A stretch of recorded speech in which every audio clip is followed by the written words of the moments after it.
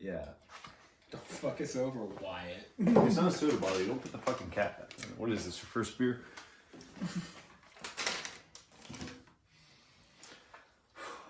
Boys ready? Let's do it. Feel a little buzz. I wish we had like a sofa and we could have like a 3-way casting couch. See, this is that thing. Yeah, you're trying to generate them weird ass comments. I know what this is. I am, yeah. This is gonna go in the blooper reel. It totally will. I look like a fucking lobster after today. Sandra doesn't mess with me. Yeah, you just get darker. Yep. You guys ready? Try to have a straight fucking face. I'm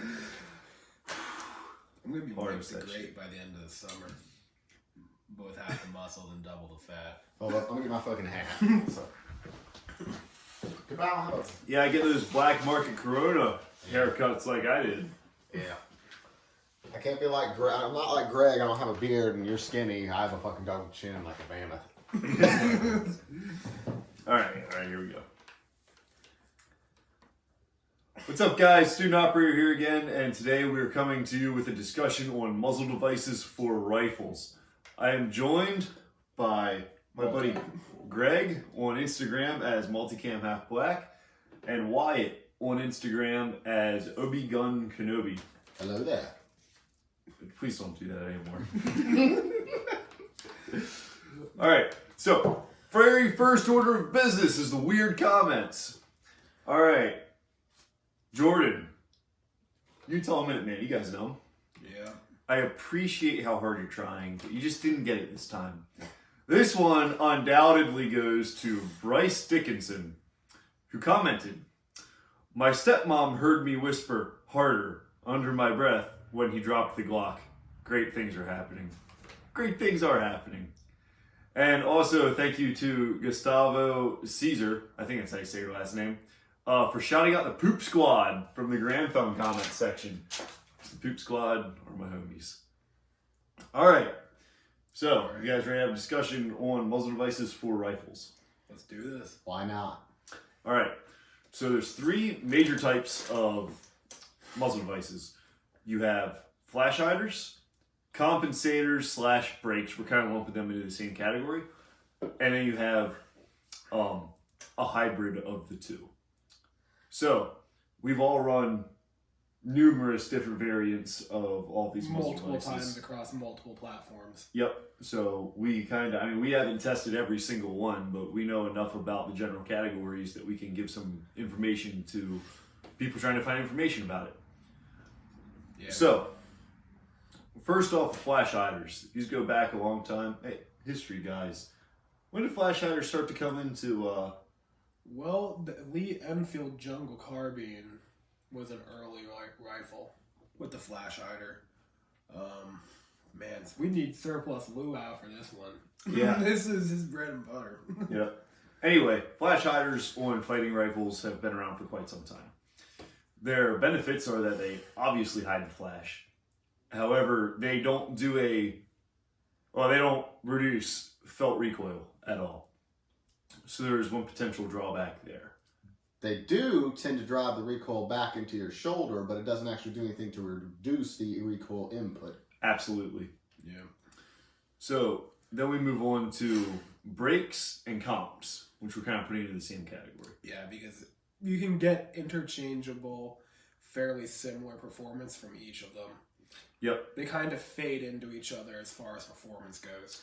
Basically what they do is, so for every action force, there's an equal and opposite reaction force. As the bullet flies forward, the gun recoils backwards. Now, the bullet is propelled out the barrel by expanding gases that are coming from the burning of the gunpowder, the explosion of the gunpowder. Those gases basically come out and they press against the linear walls of the walls that are perpendicular to the direction of the travel of the bullet. So that gas pushes forward on the little walls in the brake and helps to counteract the recoil coming back in your shoulder. So they do a really good job of reducing felt recoil. But what are some of the drawbacks?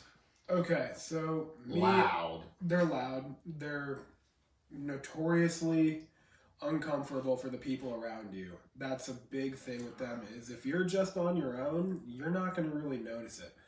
But if you're working with groups of people, or you let somebody else shoot your blaster, you're going to really notice how concussive they get. Yeah, or if you ever shoot at indoor range, everyone will hate you. And you'll come back out to the parking lot to find your tires slashed. Yeah. Starts making your 5.56 act like a 300 Win Mag. Yeah, go check out my video on the Nox if you want to see somebody get blasted with a brake. And that's not even a brake. That's a hybrid. Yeah. I mean, brakes bust up plywood. If you ever have to shoot one inside of a building, inside of a vehicle, any kind of constricted space, they are very unpleasant. Yeah. For competition, though, for shooting fast, looking cool on Instagram, they're pretty awesome. You can haul with a brake. Oh yeah, don't get it wrong. Brakes like the Lantac Dragon, a gun doesn't even move when you have that on. The old JM Pro, that thing was real aggressive. Yep. That thing, for me, it drove the gun over.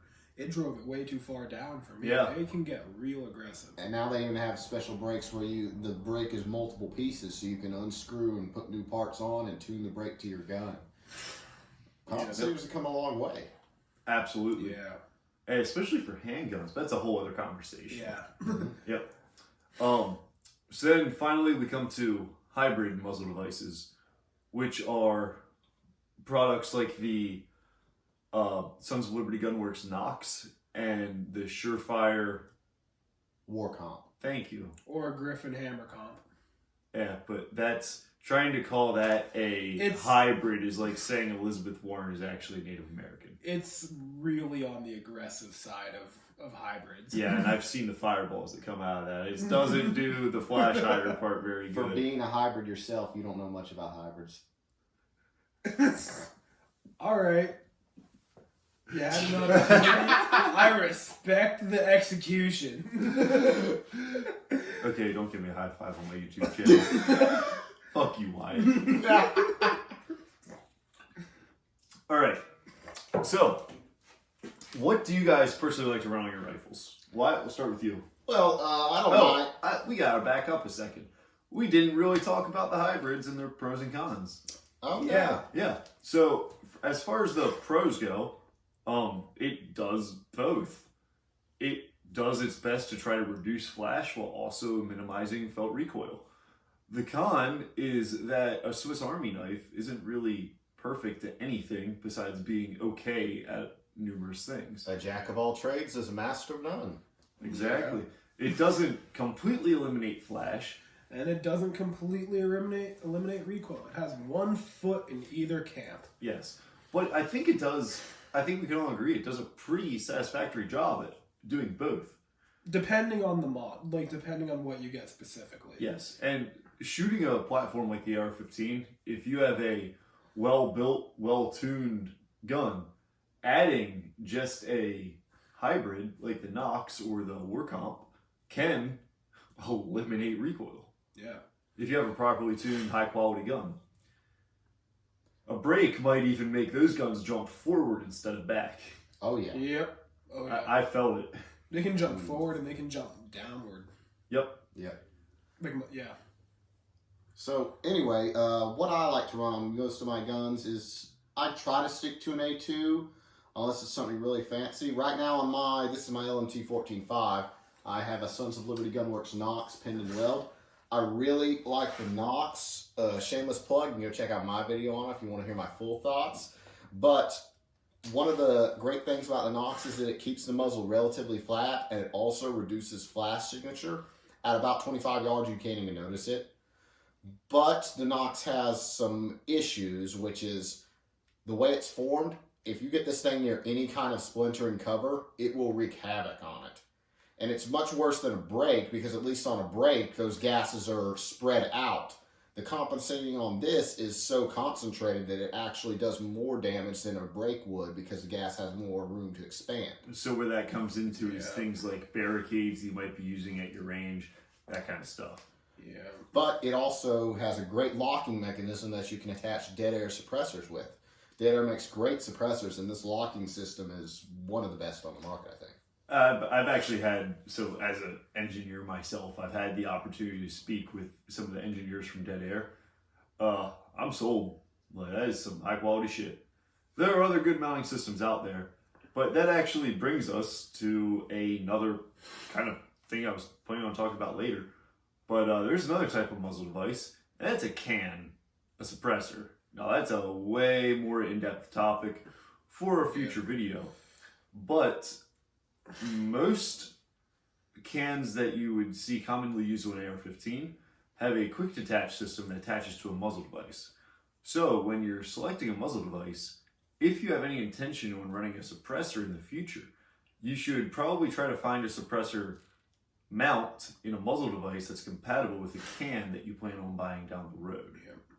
Yeah, these muzzle devices can get kind of expensive, so you might want to plan it out. Think about what you're doing.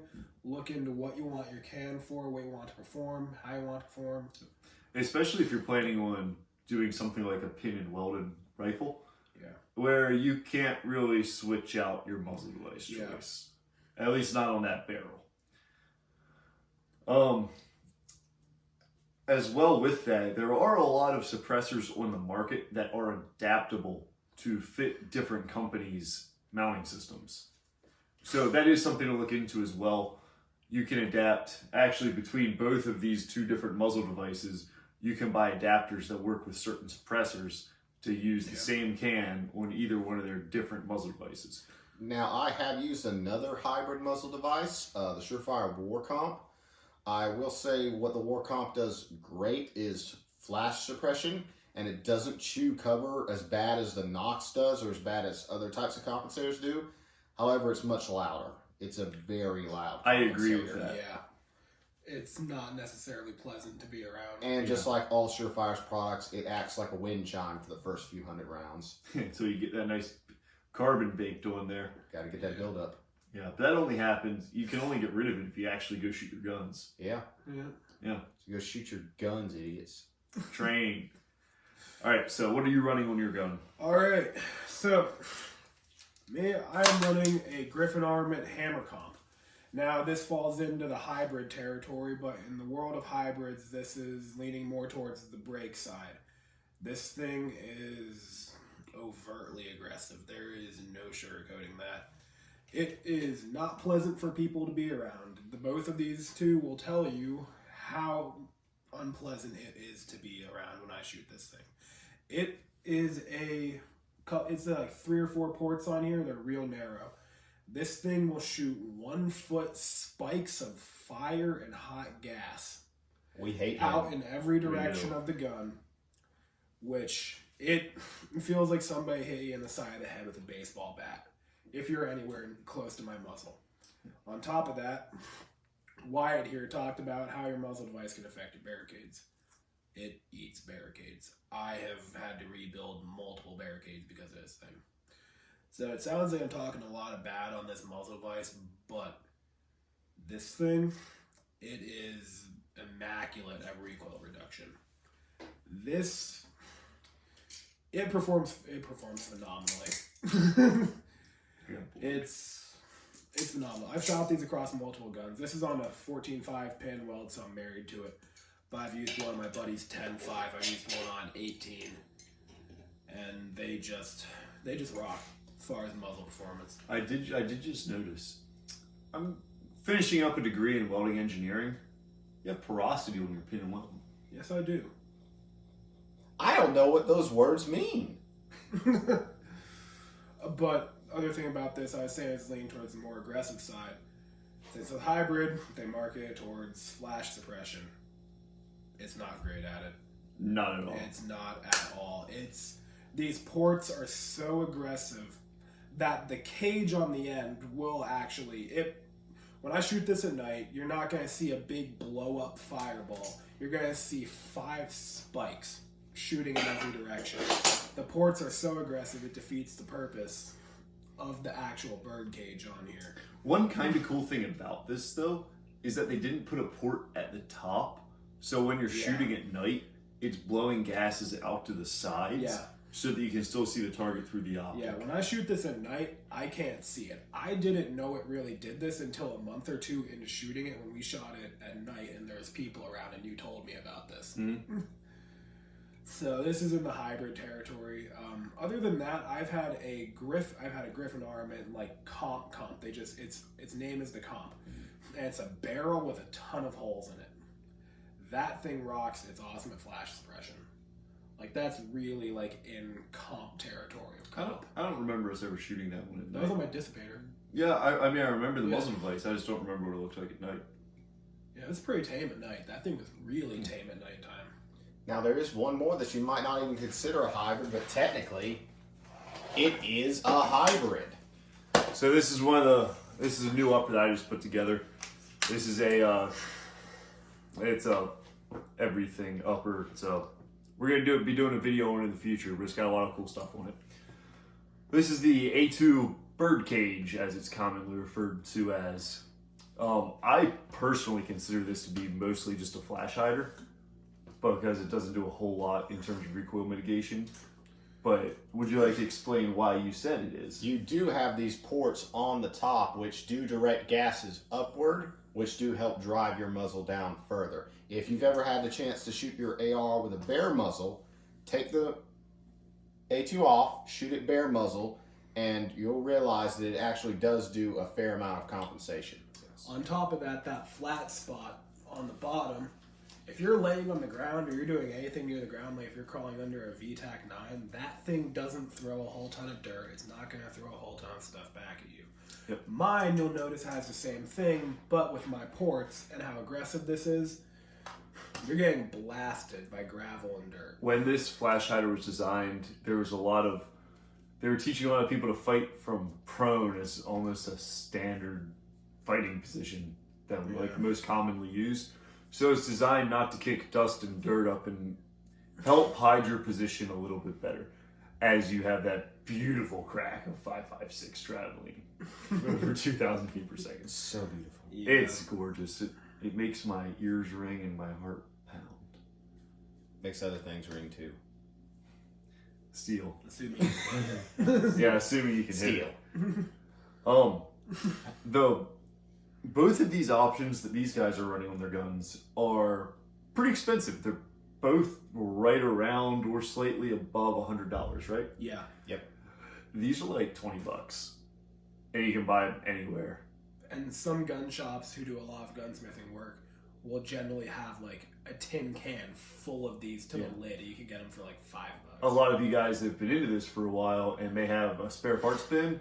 There's probably like 15 of these floating around at the bottom of it. Because literally when I put this upper together, I was just like, all right, where's a spare A2 laying around? But I do plan on buying a dead air Sons of Liberty Gunworks Knox, because I am a huge fan of how it performs and I like the dead air mounting system. Which I should add in that I am currently building another pistol and I am also switching to the Knox. Which you'll notice all three of us will be running the Knox, which speaks to the capabilities of the Knox as a muzzle device. Absolutely, thank you for bringing that up. It is a what's that mean? This is the way. Yeah. This is the way. Yeah, the Knox is awesome. Yeah, the Knox. It's kind of hard to argue the Knox after you've run it. It's pretty much one of the best compensators on the market right now. I would argue it's better than the War Comp, and that the only muzzle device that even comes close to it is the War Comp in terms of flash suppression and compensation. I agree. Yeah. However, you can argue the mounting systems all day. Surefire's proven, but it has some issues that the dead air. Yeah. Mainly the carbon locking thing. Whatever. Yeah. People are going to buy what they like. Yeah. And cloners are still always going to be buying Surefire cans and muzzle devices because they have some certain level of autism that just makes them need to have everything exactly clone correct. Yeah, even though they're super overpriced. What? Who said that? Did you hear something? Surefire cans are massively overpriced. Yep. But we don't talk about that because they're the big guys. Surefire, don't sue us. Your prices are perfect, and everything about you is perfect. It's not like your technology's kind of stagnant. Yeah. Your rifle lights are not irrelevant at all. Yes, there are certainly not more powerful options on the market. Like Mod Light OKW. Hey, is that an OKW too? Oh, it sure is. Why'd you buy that? Is it because it's just as good as a Surefire and definitely not better? Well, you see, I knocked out the headlights on my car, and I'm a poor, so I just decided to use this instead. Oh my gosh. All right, so I think that pretty much wraps it up for this. What? What do you want? We should talk about the length of the Nox, because that is a... Oh, We yeah. should talk Absolutely, about yes. the length and the capabilities of the Nox. So, the Nox will bring a 13.7 rifle to an overall length of 16 inches precisely. If pin and welded, that means you can have a 13.7-inch barrel, have their Nox pinned and welded on, and meet the 60-inch requirement to be a rifle. Unless the ATF decides to dig around and change their rules. Yeah, well, fuck them. Yep. So, yes. We should probably discuss the pros and cons of a pin and weld setup. Yeah. Well, I should speak about this because I'm currently changing muzzle devices. Mm-hmm. I'm on a pin and weld system. This was really the first AR I've built, and it was the rifle I started training with. And at the time, this was looking like the prime muzzle device to me. I was really looking at Griffin Armand cans.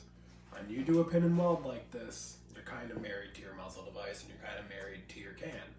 There are options to change it, but like we said, they're out there, but they're not necessarily easy, and they're not quite ideal. So I'm married to this thing. This rifle is going to have to stay this way for pretty much ever, unless I decide to completely rebarrel it. Well, you don't really have that problem with the LMT because they have this nice little barrel system, so I can pull this out and throw in any barrel I want. But I will say, once you pin and weld, you do have the pro of now you have a legal rifle that is as short as you can get while still maintaining legality and not having to deal with stupid unconstitutional laws. Taxes. Taxes. Yeah, you pinned and welded so that you could abide by the stupid laws. So there is another route to go for those of you who are over 21. This is a 13.9-inch barrel, one of the new Criterion Core barrels. And this is not pin and welded. Why? Because this is a pistol brace. Get the sling out of the way. It has a